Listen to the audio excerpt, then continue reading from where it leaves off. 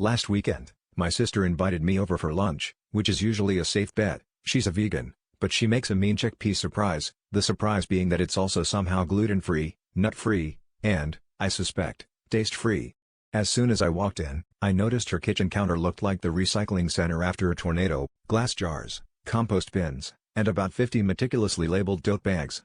She'd recently become obsessed with the zero-waste movement, which I thought just meant using metal straws and buying shampoo that looks like a bar of soap. Apparently, I was wrong.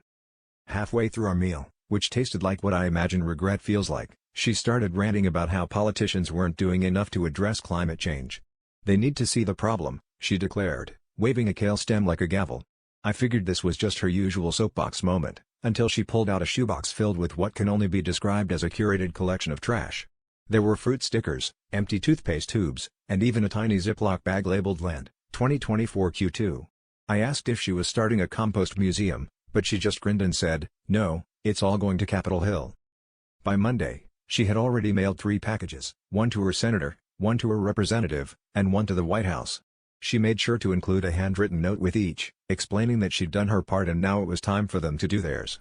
The next day, she got a call from a very confused congressional aide, asking if she would kindly refrain from sending any more banana peels to the office, as the cleaning staff are threatening to unionize.